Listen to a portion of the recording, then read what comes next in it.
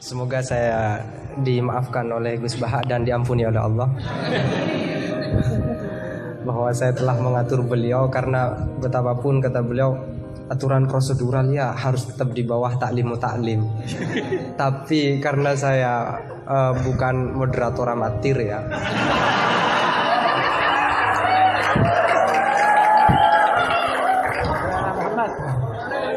jadi karena bukan moderator amatir, saya pakai yang satunya, bahwa akhlak itu harus di bawah hukum. Dan dalam konteks musyawarah ya moderator adalah kekuasaan tertinggi.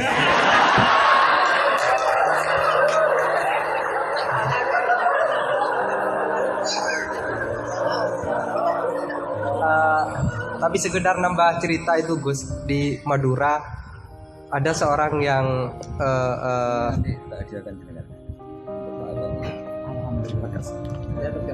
ada orang Madura sudah haji, sebelum nyampe di rumahnya dia pesan ke tetangganya yang kebetulan waktu itu sudah mondok, tolong aku dibuatin semacam banner yang ada ayat atau hadisnya, tetapi jangan yang sudah ekstrim lah, aku suka yang ekstrim. Jangan misalnya al-hajjul mabrur laisa jazaohu ilal jannah, itu aku tahu sudah. Terus jangan juga walillahi ala nasi hijjul baiti, itu jangan, sudah sering aku carikan ayat atau hadis yang tidak populer. Akhirnya santrinya itu mikir, buka Al-Quran dengan pemahaman yang ekstrim, akhirnya langsung dia temukan ayat, dan itu dipajang besar-besar di pintu gerbang. Ayatnya adalah Waman hajjal baita awi tamaro fala junaha, maka tidak ada dosa. Nah, ini termasuk salah satu memahami ayat Al-Quran yang ekstrim. Gobloknya yang ekstrim. Sampai enggak bahasa Arab saja biar kelihatan halus. oh. Kalau kita lihat di batu, itu nggak boleh. Tapi nggak begitu rasanya. Saya bahasanya Enggak ada bahasa. Ini bahasa saya bukan.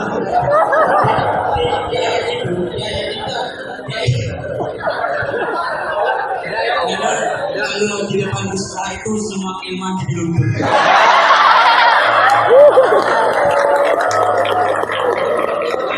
Kohaludin itu kan kebanggaan agama.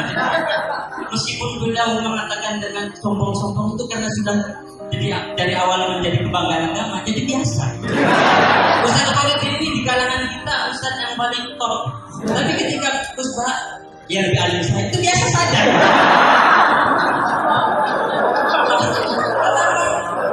Haki lihat di batin itu tidak apa-apa. Apa namanya? Tak boleh.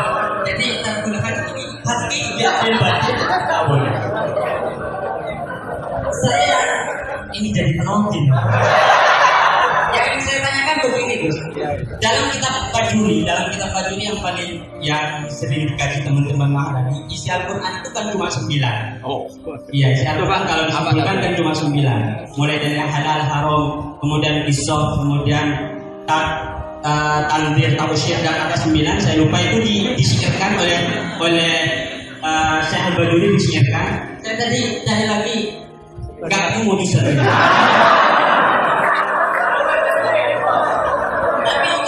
Ya, kepada penanya kedua, saran saya adalah tolong menggunakan bahasa yang singkat.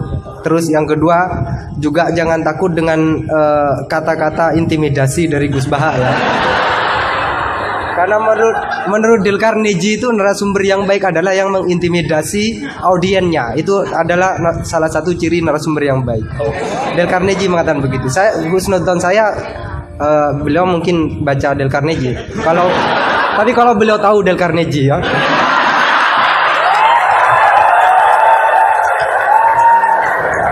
Ya, silakan Saudara Husen. Assalamualaikum warahmatullahi wabarakatuh. Nama saya Ahmad Husen dan siap dikatakan goblok karena bertanya. Gus Baha ini berapa bulan yang lalu diangkat sebagai Rois Suriah PBNU, dan itu tidak melalui proses kaderisasi melalui ranting, MWC dan seterusnya.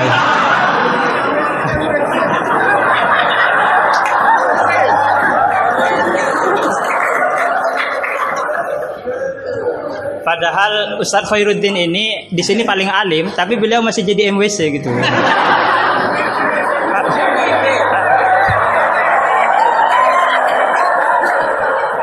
Berangkat dari Gus Ba sebagai Rausuriyah, saya ingin bertanya tentang ke-NU-an yang telah dirumuskan oleh Hadratus Syekh Hasyim Asy'ari. Karena beliau kalau misalnya nanti tidak bisa menjawab berarti diragukan ke Rausuriyahnya. Oke. Di dalam risalah atau konun asasi Jam'iyah Nahdlatul Ulama disebutkan bahwa secara keagamaan NU menggunakan sistem bermazhab atau mazhub. Serius ini Gus?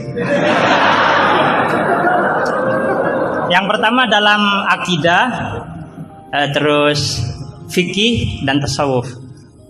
Nah, dalam fikih misalnya NU menganut Abu Hanifah, terus Malik bin Anas, Muhammad bin Idris Asy-Syafi'i yang lahir tahun 154.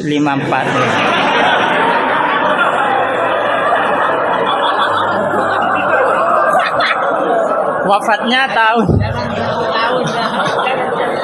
tahun 205. Akhirnya berapa? 154. Mungkin kitab saya ditahrif itu Gus. Umurnya Imam Syafi'i berapa? Apa? Umurnya Imam Syafi'i berapa? 63. Oh iya. Ya intinya umurnya pendek. Lahirnya Imam Syafi'i tahun berapa? 50, pokok 50 lah. 140 tambah 204. Iya, 204. Kalau Al-Ghazali wafat 505. Nah, iya. Ya pertanyaannya gini Gus. Pertanyaannya gini, bahwa sistem bermadhab NU itu yang pertama adalah Al-Quran, As-Sunnah, Ijma' dan Qiyas. Sementara dalam aspek lain NU menganut mazhab Abu Hanifah, Malik bin Anas, yang mana salah satu masadirul ahkamnya adalah misalnya Abu Hanifah menggunakan istihsan, Imam Malik menggunakan amalu ahlil Madinah. Nah, ini seperti ada kontradiksi atau kontradiksi interminus istilahnya itu. Di satu sisi pakai kias, tapi di sisi yang lain kok menerima istihsan gitu, menerima amalu ahlul Madinah. Padahal dalam sistem beragama NU itu landasan keagamaannya adalah Al-Quran, As-Sunnah, Ijma' dan Qiyas. Tapi di dalam ruang lingkup yang lebih dalam bermazhab Abu Hanifah, itu Abu Hanifah menggunakan istihsan. Ini perlu ditambah rumusan Ahlus Sunnah wal Jamaah, atau saya yang salah memahami gitu. Jadi yang dimaksud Qiyas di situ apa Gus itu? Kalau misalnya Qiyas hamlu maklumin ala maklumin sebagaimana dalam Ghoyah halaman berapa ini? Terima kasih. Jadi yang dimaksud Qiyas dalam rumusan Ahlus Sunnah wal Jamaah itu gimana? Karena masih ada istihsan gitu kan, ada kontradiksi gitu. Kok Qiyas diterima, istihsan juga diterima gitu. Terima kasih. Semoga Gus Bahak paham ya. Ini yang semoga yang nular itu bukan hanya GR-nya ya, tapi juga ilmunya beliau semoga nular. Amin. Saya persilahkan kepada Kiai. Enggak dijawab, gurunya aja cukup. Ini sama Abdul Wahid. yang ini. Husain.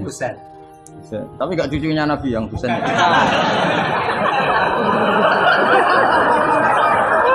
Karena ini juga Husain ya. Ini Husain. Husain. Ya. Kata ini budaknya.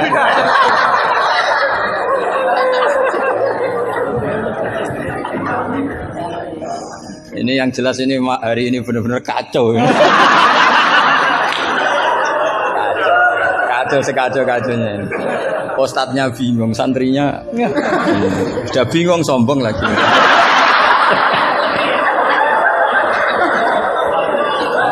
Yang boleh sombong tuh yang sudah ada bingung-bingung.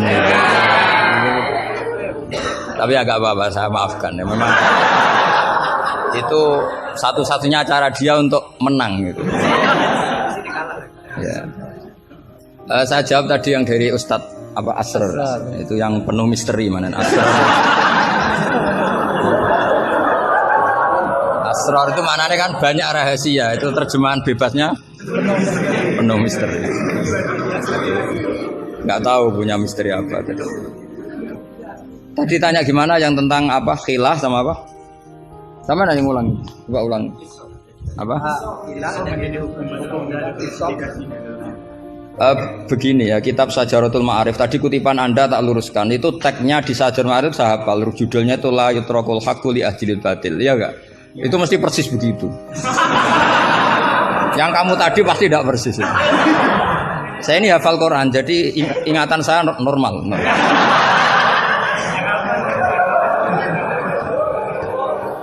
Terus berhalanya namanya apa? Saya ingat kalau berhala yang di Sofa dan Marwah, Isaf dan Nailah.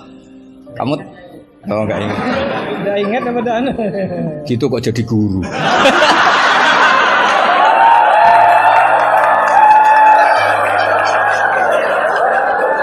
Bisa. Jadi maksudnya itu mungkin jadi gurunya sah karena muridnya lebih bodoh. Tapi yang nggak sah itu gini loh. Wong kelas gitu kok melawan saya itu loh. Itu sangat nggak sah ya. Jadi ibaratkan saya ini sudah tisen dilawan Elias